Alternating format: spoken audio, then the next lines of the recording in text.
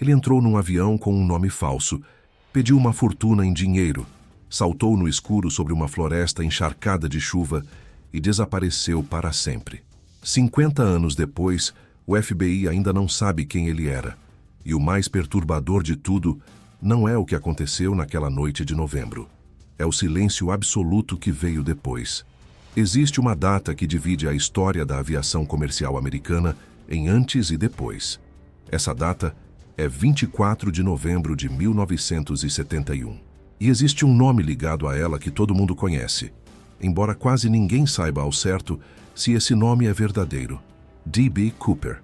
2 letras, um sobrenome e uma das histórias mais estranhas, mais fascinantes e mais inexplicáveis que o século XX produziu. Não porque o crime em si tenha sido especialmente violento, de certa forma, foi surpreendentemente ordeiro, mas porque o homem que o cometeu simplesmente sumiu.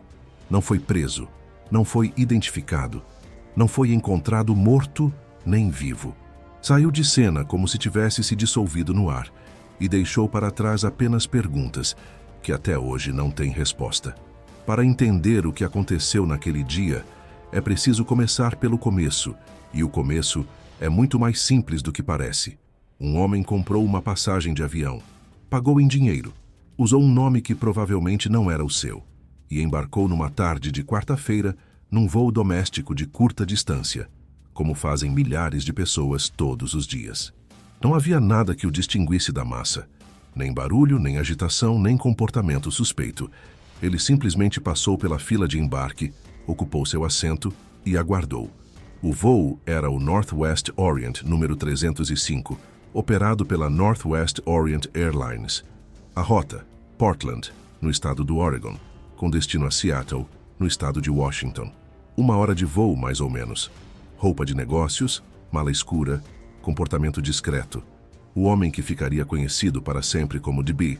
Cooper se sentou na fileira traseira da aeronave, um Boeing 727, e pediu um bourbon com soda. Era uma tarde comum de véspera de feriado de Ação de Graças, e os passageiros certamente tinham a cabeça nas famílias, nas viagens, nos planos do fim de semana. Ninguém prestou atenção especial naquele homem de meia idade. Mas esse homem tinha um plano. E o plano começou a se desenrolar quando ele chamou uma das comissárias de bordo. Não gritou, não fez escândalo. Simplesmente passou a ela um bilhete. A comissária, seguindo o protocolo comum da época, em que passageiros às vezes tentavam puxar conversa dessa forma, guardou o bilhete no bolso sem ler, acreditando ser apenas mais uma tentativa de flerte.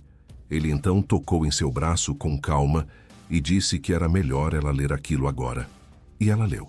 O bilhete informava que havia uma bomba na bagagem que ele carregava, que ele a faria detonar caso suas ordens não fossem obedecidas. E que suas ordens eram simples: $200 mil em notas usadas e 4 paraquedas. 2 de frente, 2 de reserva. A comissária se chamava Florence Schaffner. O que ela fez em seguida demonstra uma compostura extraordinária diante de uma situação que devia ser absolutamente aterrorizante. Ela perguntou calmamente se podia ver o que havia na maleta. Ele concordou. Abriu levemente a bolsa e mostrou o que estava dentro. Fios, uma bateria e algo que ela interpretou como um dispositivo explosivo. Se era uma bomba real ou um disfarce convincente, isso é algo que nunca foi confirmado de forma definitiva. Mas a ameaça foi tratada como séria. E fez sentido tratá-la assim. Ela transmitiu as informações ao comandante da aeronave, que por sua vez entrou em contato com as autoridades em solo. O que se seguiu foi um processo meticuloso e tenso de negociação em tempo real. Enquanto o avião continuava seu curso para Seattle, as autoridades foram acionadas. O FBI foi notificado. E enquanto os passageiros a bordo viviam o que acreditavam ser um voo normal, a maioria ainda não sabia do que estava acontecendo. O destino de todos estava sendo negociado por rádio entre o cockpit e o solo. A decisão foi ceder, reunir o dinheiro, conseguir os paraquedas e atender às demandas para garantir a segurança das pessoas a bordo. Quando o avião pousou em Seattle, o resgate estava esperando. $200 mil em notas de $20, cujos números de série haviam sido cuidadosamente registrados pelas autoridades. e 4 paraquedas, 2 primários e 2 de reserva. O que aconteceu nos momentos seguintes em Seattle diz muito sobre a personalidade desse homem, ou pelo menos sobre como ele conduziu aquele crime. Depois de receber o dinheiro e os paraquedas, ele permitiu que todos os passageiros e parte da tripulação desembarcassem. Não houve violência, não houve machucados, apenas uma troca silenciosa e metódica. Liberdade para os passageiros, decolagem imediata para ele. A bordo ficaram o comandante, o copiloto, o engenheiro de voo e 2 comissárias que ele reteve. Ele então deu instruções de voo bastante específicas. Queria que a aeronave voasse em direção ao México, com algumas condições bastante incomuns. Altitude máxima de 10.000 pés, velocidade reduzida, trem de pouso abaixado e flaps em posição específica. Aquelas eram configurações que tornavam o voo visivelmente mais lento e mais baixo do que o usual. E não coincidentemente, eram configurações que permitiam que a escada traseira do Boeing 727 fosse aberta durante o voo. Esse é um detalhe que merece atenção, porque é um dos elementos mais intrigantes de toda a história. O Boeing 727 tinha uma característica muito particular, uma escada traseira retrátil, o que os engenheiros chamam de air stairs, que ficava embutida na cauda da aeronave. Em outros modelos de avião, isso simplesmente não seria possível. Mas no 727, sob certas condições de velocidade e altitude, aquela escada podia ser aberta mesmo durante o voo. E esse homem sabia disso. A pergunta óbvia é: como ele sabia? Essa informação não estava disponível ao público geral. Não era algo que qualquer passageiro casual conheceria. O conhecimento daquele detalhe específico sobre aquele modelo específico de aeronave é um dos principais argumentos de quem acredita que o sequestrador tinha alguma formação técnica ou experiência no setor de aviação. Outros acreditam que ele simplesmente pesquisou com afinco antes de executar o plano. A verdade é que não se sabe. O que se sabe é que ele usou aquela característica do avião com precisão. Com o avião em voo novamente, já à noite fechada sob um céu pesado de chuva e frio, ele se moveu para a parte traseira da aeronave. As comissárias que permaneceram a bordo foram instruídas a ficar na cabine de passageiros dianteira e não se aproximar. Em algum momento entre as 21h30 e a meia-noite daquela quarta-feira de novembro de 1971, a escada traseira do Boeing 727 foi acionada. O ar frio e úmido do noroeste americano entrou pela abertura, e o homem que o mundo conheceria como D.B. Cooper saltou. Os pilotos sentiram uma leve perturbação na pressurização da aeronave. Não viram nada. Não houve grito, não houve aviso, não houve confirmação. Quando a aeronave finalmente pousou em Reno, no Nevada, destino seguinte do trajeto, e os agentes subiram para verificar o interior, encontraram o avião vazio. O homem tinha sumido. No escuro, sobre uma floresta densa no estado de Washington, no meio de uma tempestade de novembro, ele havia saltado com $200.000 amarrados ao corpo e desaparecido como se nunca tivesse existido. O que veio depois foi uma das maiores operações de busca da história do FBI até aquele momento. Helicópteros, equipes a pé, mapeamentos aéreos, varreduras sistemáticas da área estimada do salto. Dias, semanas, meses.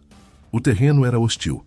Floresta densa, rios caudalosos, declives íngremes, lama e vegetação espessa. Se alguém tivesse pousado vivo naquele cenário sem equipamento adequado, teria tido dificuldades enormes para se mover. E se tivesse pousado morto ou gravemente ferido, o corpo poderia estar em qualquer lugar daquela imensidão verde. Não encontraram nada, nenhum corpo, nenhuma mochila, nenhum paraquedas, nenhuma peça de roupa, nenhuma pegada conclusiva. O silêncio da floresta devolveu tudo em branco. O FBI batizou a investigação com o codinome NORJAC, uma abreviação para Northwest Hijacking, ou seja, sequestro do Noroeste. Nos meses e anos seguintes, o caso foi investigado por dezenas de agentes. Centenas de testemunhos foram coletados. Milhares de suspeitos foram avaliados. Os números de série das notas foram distribuídos a bancos, estabelecimentos comerciais e agentes financeiros em todo o país. A ideia era simples. Se o dinheiro aparecesse em circulação, o FBI saberia. Se alguém tentasse depositar ou trocar aquelas notas, seria rastreado. O dinheiro nunca apareceu, pelo menos não da forma esperada. E aqui, a história dá uma das suas viradas mais perturbadoras. Em fevereiro de 1980, quase 9 anos após o sequestro, um menino de 8 anos chamado Brian Ingram estava com a família em um passeio às margens do rio Columbia, num local chamado Tena Bar. O menino estava brincando na areia às margens do rio quando encontrou algo enterrado na margem. Um maço de notas velhas e deterioradas, corroídas pela água e pelo tempo.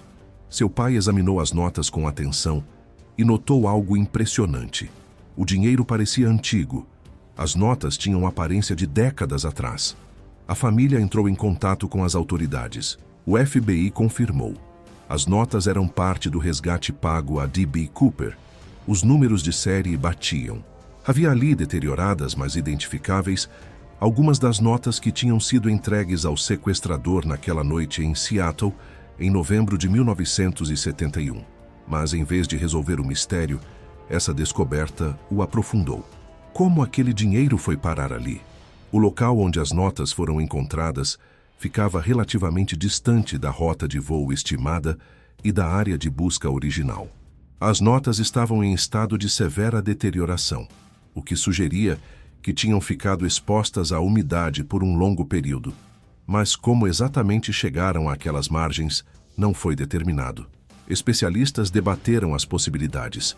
O dinheiro poderia ter chegado ali carregado pela corrente do rio, poderia ter sido movido por erosão ao longo dos anos, poderia ter sido descartado deliberadamente em algum momento posterior ao crime. Nenhuma dessas hipóteses foi confirmada. E o que parecia ser uma pista decisiva acabou sendo mais uma camada de incerteza. O dinheiro estava lá, mas o homem, não.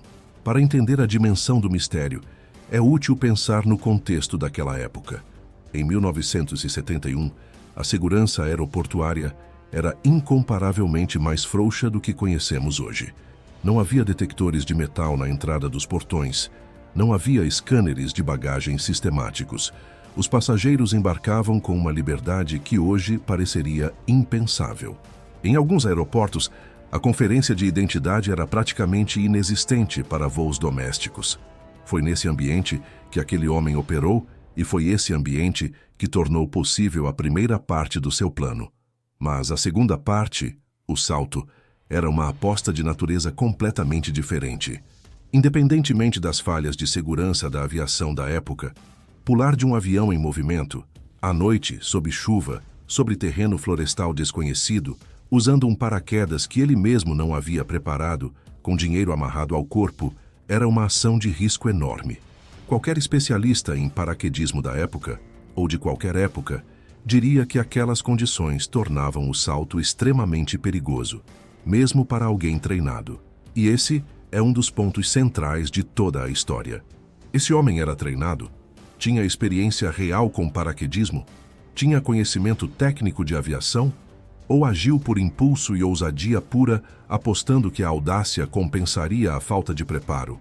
As respostas não são claras, e as evidências apontam em direções diferentes.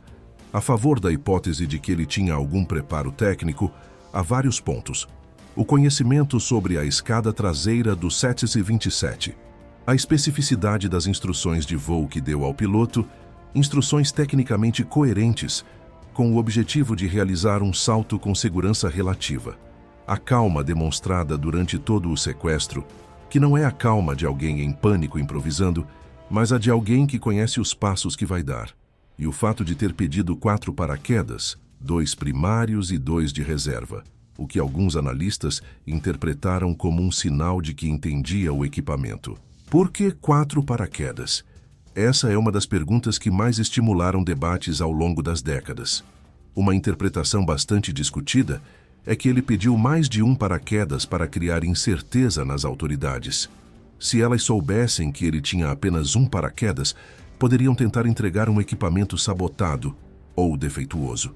Com 4, ele mantinha a dúvida sobre qual usaria, dificultando qualquer tentativa de sabotagem. Outros analistas sugeriram que ele pretendia obrigar algum membro da tripulação a saltar junto com ele, usando um dos paraquedas extras como garantia, o que explicaria o pedido de equipamentos de reserva. Mas isso nunca aconteceu, e a intenção real permanece, como quase tudo nesse caso, desconhecida. A favor da hipótese de que ele não era tão experiente quanto parece, há outros pontos igualmente válidos. Um dos paraquedas que ele acabou usando, ao menos de acordo com o que foi apurado posteriormente, era um paraquedas de treinamento costurado de forma que não abriria corretamente. Se ele soubesse distinguir um paraquedas de treinamento inutilizável de um operacional, teria evitado esse equipamento, mas aparentemente não evitou, o que pode sugerir que seu conhecimento técnico tinha limites. Além disso, saltar naquelas condições específicas, temperatura sob zero, vento, chuva e escuridão total, era algo que mesmo paraquedistas militares altamente treinados enfrentariam com cautela. Esse detalhe do paraquedas de treinamento é particularmente curioso.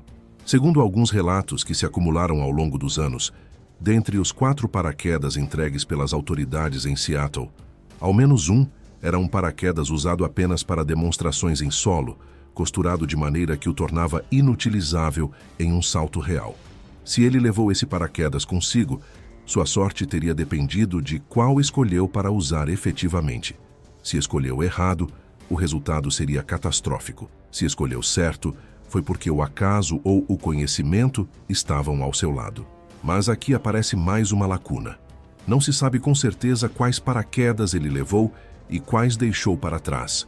Quando as autoridades entraram no avião em Reno, encontraram alguns paraquedas abandonados, mas não todos os 4. O que foi levado, o que foi descartado e em que condição cada equipamento se encontrava são questões que nunca foram plenamente esclarecidas.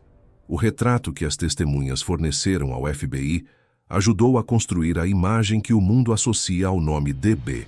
Cooper, mas não chegou perto de identificá-lo.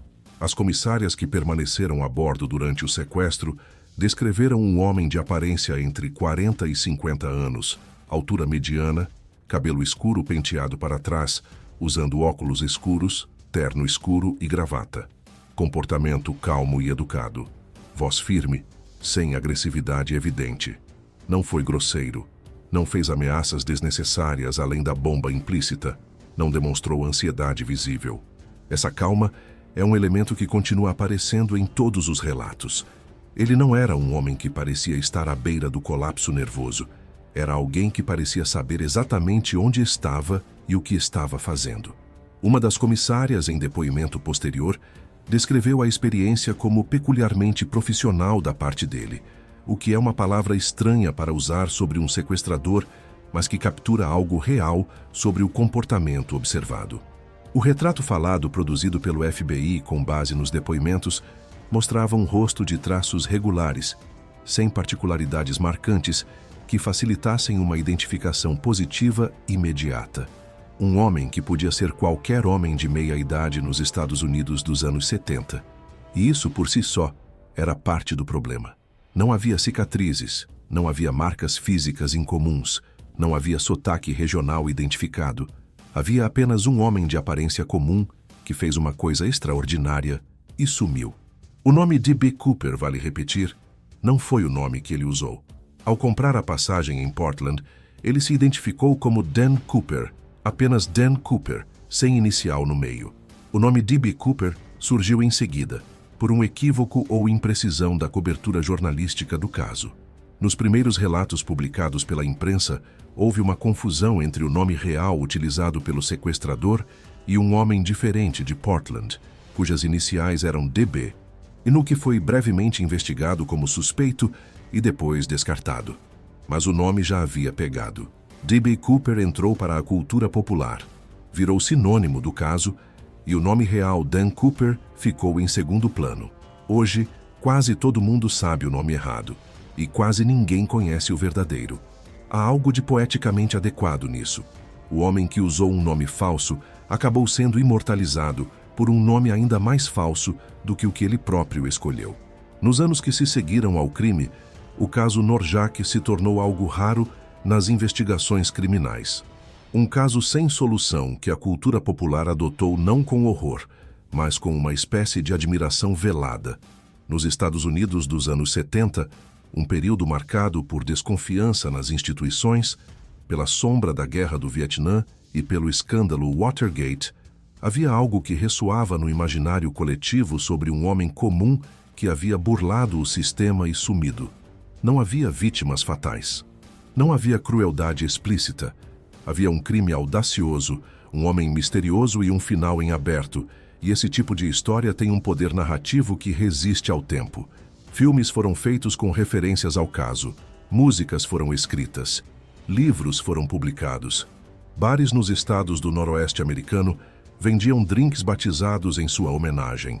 O FBI chegou a receber, nos anos que se seguiram, centenas de confissões espontâneas de pessoas que afirmavam ser DB. Cooper, nenhuma confirmada, a maioria claramente fantasiosa. Era como se parte da América quisesse que esse homem existisse, que tivesse escapado, que estivesse em algum lugar tomando um bourbon com o dinheiro bem guardado. Mas a realidade da investigação era bem menos romântica. Décadas de trabalho do FBI produziram uma lista enorme de suspeitos, nenhum confirmado.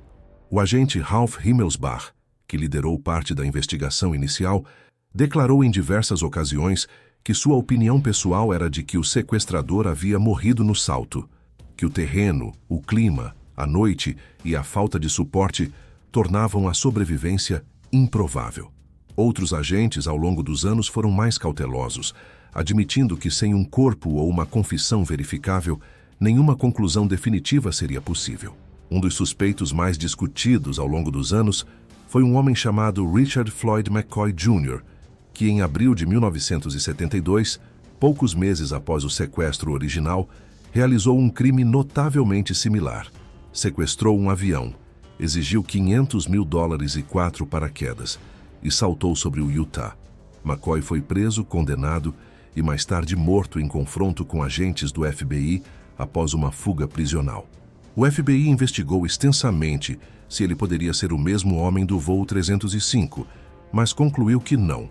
As descrições físicas não correspondiam com precisão suficiente, e o alibi de McCoy para a noite do sequestro original foi verificado por testemunhas.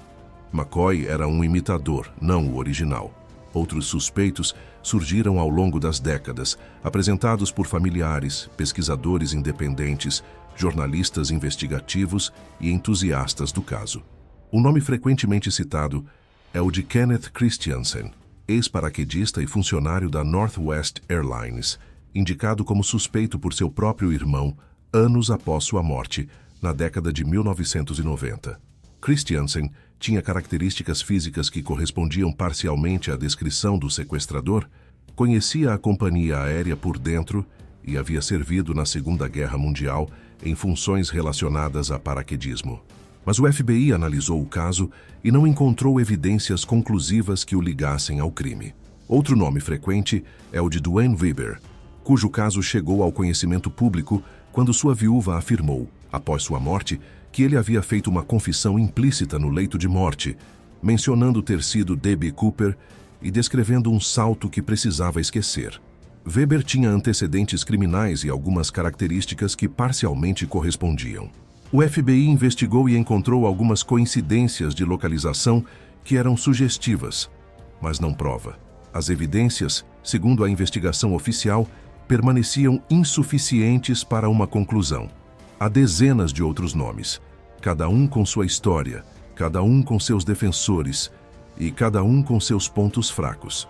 O padrão se repete: correspondências parciais, ausência de confirmação, lacunas que não fecham. E esse padrão em si diz algo importante sobre o caso. Depois de décadas de investigação ativa, com recursos consideráveis, com tecnologia que foi se atualizando, com centenas de testemunhos e colaborações externas, a resposta mais honesta que a investigação oficial conseguiu produzir foi: não sabemos. Em julho de 2016, o FBI anunciou que estava encerrando a investigação ativa do caso D.B. Cooper. O comunicado foi cautelosamente formulado.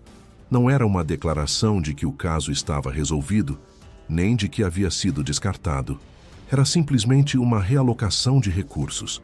O FBI dizia que estava direcionando suas energias para crimes com maior potencial de solução e consequências mais imediatas para a segurança pública. O caso Norjac permanecia tecnicamente aberto, no sentido de que novas evidências concretas poderiam reativá-lo, mas a investigação ativa, com agentes dedicados, havia chegado ao fim. A reação pública foi, em muitos sentidos, mais uma nota no arquivo curioso desse caso. Pessoas que nunca haviam cruzado com o voo 305, que nasceram anos ou décadas depois do sequestro, sentiram algo parecido com tristeza pela notícia, como se o encerramento de uma investigação que nunca tinha produzido resultado fosse, de alguma forma, a morte oficial de uma esperança. Mas o que permanece, e que o encerramento da investigação não apaga, são as perguntas fundamentais. E essas perguntas têm camadas que vale a pena examinar com cuidado, sem pressa, sem a tentação de resolvê-las artificialmente. A primeira e mais óbvia: ele sobreviveu? As condições do salto eram extremamente adversas. Noite fechada, temperatura abaixo de zero, ventos em torno de 200 km por hora ao nível do avião, que avançava em velocidade reduzida, mas ainda considerável. Chuva, terreno coberto por floresta densa, com árvores que podem ter 50, 60 metros de altura. Caso ele tivesse aberto o paraquedas com sucesso, o pouso em meio àquela vegetação ainda seria um risco sério de lesão grave. E se o paraquedas não tivesse aberto corretamente, não haveria possibilidade alguma. Uma queda livre de 10.000 pés sobre floresta densa tem apenas um resultado.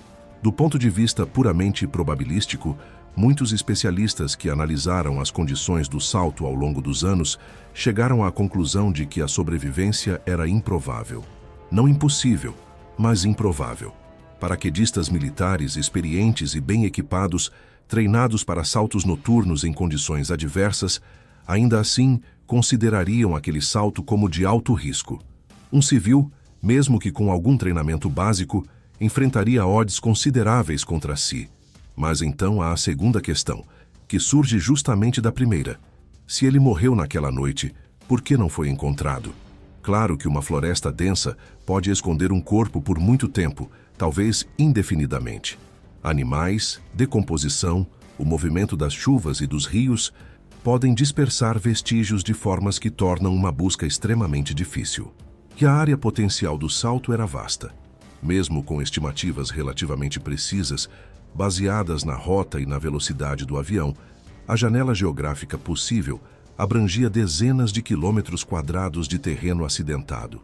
É fisicamente possível que um corpo tenha permanecido não encontrado por décadas. Não é impossível.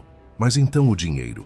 O dinheiro encontrado em 1980 nas margens do rio Columbia. Se ele morreu logo após o salto, o dinheiro teria ficado preso a ele, enterrado com ele, ou dispersado pelo terreno próximo ao local da queda. Para que esse dinheiro chegasse às margens do rio Columbia, ele precisaria ter percorrido uma distância considerável, o que poderia ter acontecido por carreamento de correntezas subterrâneas, erosão, ou pela ação do próprio rio ao longo de anos. Os pacotes de notas estavam em estado avançado de deterioração, o que indica longa exposição à umidade. Alguns especialistas tentaram, sem sucesso definitivo, reconstituir o caminho que aquele dinheiro teria percorrido para chegar à margem onde foi encontrado. Modelos hidrológicos foram consultados. A geografia dos rios e afluentes da região foi mapeada. Mas as conclusões foram conflitantes. Alguns analistas concluíram que o local do achado era consistente com um ponto de queda em determinada área específica. Outros discordaram, apontando que a movimentação de sedimentos ao longo de quase uma década tornava qualquer reconstrução altamente especulativa.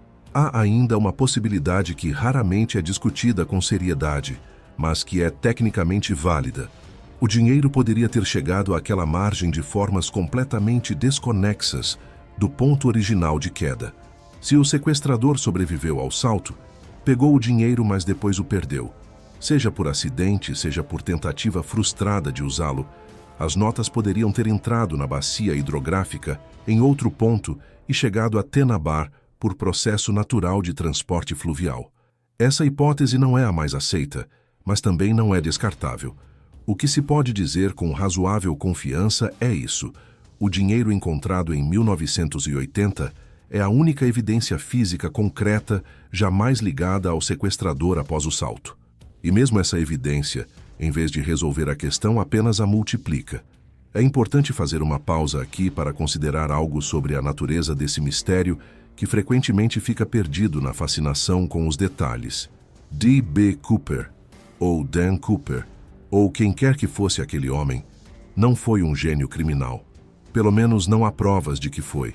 O crime funcionou por uma combinação de audácia, oportunidade e sorte, num momento histórico específico em que as condições tornavam algo assim possível. As falhas de segurança da aviação daquela época eram reais e significativas, e foram rapidamente corrigidas nos anos seguintes ao sequestro. O próprio caso Cooper foi um dos catalisadores para a implementação de medidas mais rígidas de segurança aeroportuária nos Estados Unidos. A romantização de D.B. Cooper como um gênio que enganou o sistema precisa ser temperada por essa realidade. O que ele fez foi audacioso, sim. Demonstrou algum nível de conhecimento ou pesquisa prévia, sim. Mas o desfecho, um salto em condições brutais, dinheiro deteriorado numa margem de rio, décadas de silêncio, não é exatamente o roteiro de um crime perfeito. É, na melhor das interpretações, o roteiro de alguém que entrou num avião com um plano e saiu dele em direção ao desconhecido. O agente Ralph Himmelsbach, que dedicou anos de sua carreira ao caso, tinha uma visão que merece atenção. Em entrevistas ao longo dos anos, ele foi consistente. Não encarava Cooper como herói nem como gênio. Via um criminoso que havia realizado um ato de extorsão e violência implícita contra passageiros inocentes, que os havia mantido como reféns por horas e que provavelmente havia pagado com a própria vida pela imprudência do salto. Himmelsbach não tinha paciência para a mitificação do caso. Para ele, Cooper era simplesmente um criminoso que provavelmente havia morrido num buraco no meio de uma floresta. É uma perspectiva válida e contrasta de forma interessante com a maneira como o caso foi absorvido pela cultura popular, que preferiu a versão mais cinematográfica. O homem misterioso que burlou o FBI, que saiu de um avião com uma fortuna e foi viver em algum lugar em paz, sabendo que havia feito algo que ninguém mais conseguiria fazer. A verdade, como quase sempre, provavelmente está num território mais ambíguo e menos satisfatório do que qualquer um desses extremos. O contexto histórico do crime também merece atenção. O início dos anos 70 foi, nos Estados Unidos, uma era de turbulência institucional considerável. A desconfiança no governo, alimentada pelos escândalos em curso e pela impopularidade da Guerra do Vietnã, criava um clima em que um indivíduo que desafiasse as autoridades e saísse impune, mesmo que fosse um criminoso, poderia ser visto com uma simpatia que em outros momentos históricos seria improvável. Não é coincidência que D.B. Cooper tenha se tornado lenda justamente naquele período. O momento era propício para um mito. Houve nos meses e anos seguintes ao sequestro original uma onda de imitadores. Outros sequestros aéreos tentando replicar o esquema de Cooper, pedir dinheiro e saltar de paraquedas. A maioria dessas tentativas terminou em fracasso, com os criminosos presos, feridos ou mortos. O caso mais próximo em termos de método foi o de McCoy, mencionado antes. Mas nenhum imitador teve o mesmo desfecho inexplicável. Nenhum sumiu da mesma forma. Nenhum gerou o mesmo vácuo de informação. Isso levanta uma questão que permanece em aberto. O desfecho de Cooper foi consequência de habilidade superior, ou foi o acidente de uma morte que simplesmente nunca foi localizada? As duas hipóteses são coerentes com os fatos conhecidos, e a impossibilidade de escolher entre elas com base em evidências é talvez o elemento mais perturbador de toda a história. Porque se ele morreu naquela noite, então D.B. Cooper é apenas uma história de um crime que terminou tragicamente para o criminoso, cujo corpo nunca foi recuperado e cuja identidade nunca foi estabelecida. Um caso sem solução por razões práticas e geográficas, não por genialidade. Isso seria muito menos satisfatório narrativamente, mas seria talvez a versão mais honesta. E se ele sobreviveu? Se de alguma forma, naquela noite escura e fria sobre as florestas do noroeste americano, Ele conseguiu abrir o paraquedas, controlar a descida, pousar sem se matar, encontrar orientação no escuro, caminhar para longe da área de busca e desaparecer numa vida ordinária, carregando o segredo por décadas, sem nunca revelar nada a ninguém que tivesse credibilidade suficiente para ser tomado a sério. Então estaríamos diante de algo genuinamente extraordinário. Não apenas um crime audacioso, mas uma capacidade de silêncio e ocultamento que pouquíssimas pessoas têm, porque esse é um dos aspectos raramente discutidos. Se ele sobreviveu e se viveu décadas em segredo, isso significa que ou nunca contou nada a absolutamente ninguém, ou contou a pessoas que optaram por guardar o segredo até hoje. As duas possibilidades dizem algo sobre um nível de disciplina ou isolamento que vai além do que a maioria das pessoas consegue sustentar por muito tempo. Pessoas guardam segredos, claro, mas segredos desse tamanho durante décadas têm o hábito de vazar. Uma palavra ao filho adulto, uma confissão ao cônjuge nos últimos anos de vida, um detalhe que escapa numa conversa de bar. O caso Cooper nunca produziu nada assim verificável. Houve afirmações, claro, dezenas delas ao longo dos anos, de pessoas que diziam ser o próprio Cooper ou de familiares afirmando que um parente falecido havia confessado antes de morrer. Mas nenhuma dessas afirmações sobreviveu ao escrutínio com evidências concretas suficientes para ser considerada conclusiva pelo FBI. A ausência de uma confissão verificável e sustentada é, em si, um dado interessante. O mais comum historicamente é que crimes de grande visibilidade gerem confissões ao longo do tempo, especialmente quando o criminoso está próximo da morte, quando a ameaça de consequências legais diminui, quando o desejo de ser reconhecido ou de fazer as pazes com o passado cresce. No caso Cooper, isso simplesmente não aconteceu de forma convincente. O que isso nos diz? Algumas possibilidades. Ou ele realmente morreu naquela noite e nunca teve como confessar. Ou sobreviveu, mas com uma capacidade de controle emocional e silêncio que seria ela própria extraordinária. Ou sobreviveu e confessou a alguém, mas essa pessoa optou por não levar o assunto adiante. Ou há alguma combinação dessas variáveis que não é visível do ângulo em que podemos observar o caso. Há um elemento adicional nessa história que merece atenção: o impacto do caso sobre a segurança da aviação. Nos anos imediatamente seguintes ao sequestro, as autoridades aeroportuárias e a FAA, a Agência Federal Americana de Aviação, implementaram uma série de medidas que mudaram para sempre a experiência de embarcar num avião nos Estados Unidos. A verificação de documentos se tornou mais rigorosa. A triagem de passageiros foi intensificada. E especificamente por causa do caso Cooper, a Boeing modificou o mecanismo de abertura da escada traseira do 727 para impedir que ela fosse acionada durante o voo. Essa modificação ficou conhecida informalmente como The Cooper Vane, a aleta Cooper. Um sequestrador que nunca foi identificado deixou seu nome num componente de aeronave. Isso é algo que dificilmente alguém teria previsto.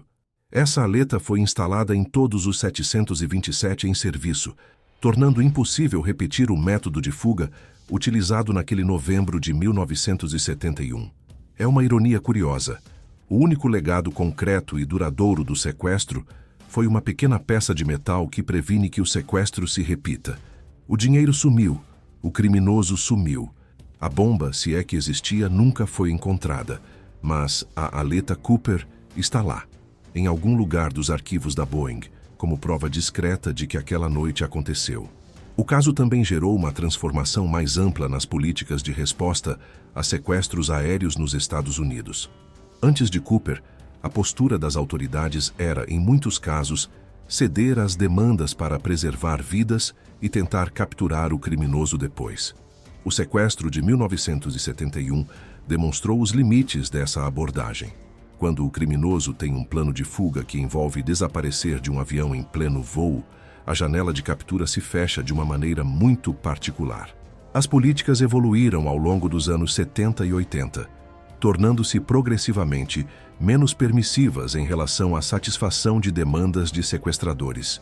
Tudo isso aconteceu em consequência direta de um homem que usou um nome falso, comprou uma passagem só de ida pediu $200.000 e 4 paraquedas, e saltou no escuro. Quando se pensa no que é realmente conhecido sobre D.B. Cooper, a lista é surpreendentemente curta para um caso que recebeu tanta atenção por tanto tempo. Sabe-se que era um homem adulto, aparentemente de meia idade. Sabe-se que tinha algum conhecimento sobre aviação ou havia pesquisado o suficiente para saber detalhes operacionais importantes. Sabe-se que manteve a calma em situação de alta pressão.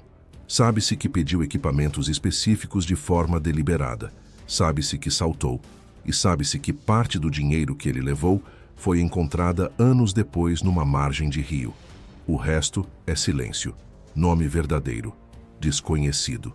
Profissão: desconhecida. Motivação: desconhecida. Destino após o salto: desconhecido. Vivo ou morto: desconhecido. Esse vazio, paradoxalmente, é o que alimenta o mito. Se o caso tivesse sido resolvido em 1975, com a prisão de um homem identificado como um contador de Portland ou um veterano de guerra do Alabama, a história teria se fechado e provavelmente entrado para os arquivos sem muita cerimônia. Mas o vazio criou espaço. E no espaço, a imaginação humana tende a construir. Há algo profundamente humano na maneira como reagimos a mistérios sem resolução, especialmente quando esses mistérios envolvem alguém que desafiou a ordem estabelecida e saiu, pelo menos aparentemente, sem pagar preço imediato. Queremos saber o que aconteceu não apenas por curiosidade intelectual, mas porque a ausência de resolução perturba algo no nosso entendimento de como o mundo funciona. As histórias têm começo, meio e fim. Quando o fim não chega, ficamos suspensos numa espécie de incompletude que é difícil de abandonar. D.B. Cooper virou personagem porque a realidade não conseguiu convertê-lo em pessoa. Ele permaneceu uma silhueta, um retrato falado, um nome errado e um enigma. E silhuetas são muito mais flexíveis do que pessoas reais. Podem ser moldadas para refletir o que cada época precisa enxergar nelas. Nos anos 70, Cooper era o rebelde que havia humilhado o sistema. Nos 80, com o dinheiro encontrado, voltou a ser notícia e assumiu contornos um pouco mais sombrios. O dinheiro deteriorado era compatível com a narrativa de uma morte obscura na floresta. Nos anos 90 e 2000, com a chegada de novos suspeitos e novas tecnologias de análise, ele voltou a ser um quebra-cabeça ativo, com entusiastas usando DNA, análise de terras raras encontradas na gravata e outros métodos modernos para tentar apertar o cerco em torno de sua identidade. A gravata merece uma menção especial. No avião, o sequestrador havia deixado para trás alguns pertences, incluindo uma gravata escura que retirou antes de saltar. Décadas depois, pesquisadores independentes com acesso a fragmentos daquela gravata enviaram amostras para análise. Os resultados foram parcialmente reveladores e parcialmente frustrantes, como tudo nesse caso. A análise revelou traços de elementos químicos raros associados à indústria aeroespacial e de fabricação de titânio da época, o que seria consistente com alguém que trabalhasse em determinados setores industriais específicos dos anos 60 e 70. Mas isso é uma correlação, não uma identificação. Havia muitos trabalhadores nesses setores. Não era possível extrair um nome de uma composição química. O DNA extraído da gravata, saliva, possivelmente, foi comparado com o de suspeitos ao longo dos anos. Em nenhum caso, a correspondência foi suficientemente conclusiva para identificar definitivamente o portador daquela gravata como qualquer suspeito específico que tenha sido investigado. O material genético se degradou ao longo das décadas, tornando comparações definitivas cada vez mais difíceis. Mais uma vez, pistas que prometem, mas que não entregam. Existe um detalhe sobre o dinheiro encontrado em 1980 que raramente recebe atenção adequada. As notas estavam em pacotes que ainda mantinham parte da amarração original feita pelo banco antes de serem entregues ao sequestrador. O fato de as notas estarem agrupadas da forma como foram entregues, em vez de estar dispersas individualmente, como estariam se tivessem sido manuseadas e gastas ao longo dos anos, sugere que aquele dinheiro nunca foi circulado. Nunca foi contado, redistribuído, colocado em circulação. Ficou como estava quando saiu do banco. Isso é consistente com várias hipóteses. Pode significar que ele morreu logo depois do salto e nunca teve a oportunidade de gastar o dinheiro. Pode significar que o dinheiro foi perdido ou descartado logo após o pouso, possivelmente por acidente. Pode significar que ele sobreviveu, mas optou por não usar o dinheiro, sabendo que os números de série eram conhecidos e que qualquer tentativa de colocá-lo em circulação seria arriscada. A hipótese menos provável, mas tecnicamente possível, é que alguém encontrou o dinheiro antes de 1980, reconheceu o que era e optou por descartá-lo ou perdeu parte dele no processo. Cada uma dessas hipóteses tem alguma coerência. Nenhuma tem prova. A pergunta sobre os números de série é, aliás, fascinante por si só. As autoridades distribuíram a lista dos números das notas amplamente. Bancos, comerciantes, cassinos, qualquer estabelecimento que lidasse com grandes volumes de dinheiro em espécie recebeu a lista e foi instruído a reportar qualquer aparecimento. Nos 50 e tantos anos desde o sequestro, apenas as notas encontradas por Brian Ingram foram confirmadas. Nenhuma outra nota da lista de Cooper apareceu em circulação. Nenhuma foi depositada, trocada ou identificada por qualquer banco ou comerciante em nenhum momento. Isso é, dependendo da perspectiva, evidência de morte precoce do sequestrador, que nunca teve a chance de gastar o dinheiro, ou evidência de uma disciplina extraordinária, alguém que manteve $200 mil em notas marcadas, guardado por décadas, sabendo que não podia usá-lo, recusando a tentação ou simplesmente incapaz de fazê-lo. Nenhuma dessas interpretações é completamente satisfatória. Cada uma levanta novas perguntas. Há uma última camada nesse caso que merece reflexão. A questão da identidade como escolha. O homem que embarcou naquele voo escolheu um nome, Dan Cooper. Por que esse nome? Esse é um dos aspectos mais abordados por entusiastas e pesquisadores ao longo dos anos. Nos quadrinhos belgas da época, havia um personagem aventureiro chamado Dan Cooper, um piloto da Força Aérea Canadense que aparecia em histórias de aventura publicadas em francês. Seria possível que o sequestrador tivesse familiaridade com aqueles quadrinhos e tivesse escolhido o nome por associação? Seria uma espécie de brincadeira interna com o personagem do herói aviador? Se assim foi, isso sugeriria alguma ligação com a cultura francófona, ou pelo menos familiaridade com ela. É uma pista que alguns investigadores consideraram interessante, mas que permanece altamente especulativa. O sequestrador podia ter escolhido Dan Cooper ao acaso, por ser um nome comum e genérico, sem nenhuma referência cultural intencional. Pode ter sido o primeiro nome que lhe veio à cabeça numa manhã de novembro de 1971. Não há como saber. O que esses detalhes acumulados revelam, quando vistos em conjunto, é a natureza particular desse mistério. Não é um caso em que a ausência de solução se deve à falta de informação ou esforço. O FBI dedicou décadas e recursos consideráveis. Pesquisadores independentes contribuíram com análises genéticas, hidrológicas, históricas e criminológicas. Testemunhas foram ouvidas repetidamente. Evidências foram analisadas com tecnologias cada vez mais avançadas. E o resultado foi uma quantidade enorme de informação parcial. Muitas peças de um quebra-cabeça que simplesmente não se encaixam numa imagem completa. Isso é diferente de casos em que as pistas são escassas. Aqui, as pistas existem. A gravata, o dinheiro, os depoimentos, o DNA parcial, a análise da composição química. O problema não é a ausência de dados, mas a ausência de dados suficientemente conclusivos para fechar o caso. E essa distinção é importante. DB. Cooper não é um mistério por falta de tentativa de resolvê-lo. É um mistério porque o desfecho se recusa a ser capturado. Quando o FBI encerrou a investigação ativa em 2016, o comunicado oficial mencionava explicitamente que futuras pistas concretas poderiam reativar o caso. A palavra usada foi concrete, concreta. Não teorias, não especulações, não novas análises de velhas evidências. Algo novo, tangível, que pudesse mudar fundamentalmente o que se sabe. Depois de quase 50 anos, O nível de exigência é compreensível. O que poderia ser essa evidência concreta? A resposta mais óbvia seria um corpo, encontrado na floresta do noroeste americano, com ou sem o dinheiro associado, identificável por características físicas ou por comparação genética com material coletado dos pertences deixados no avião. Um corpo responderia à questão mais básica de tudo.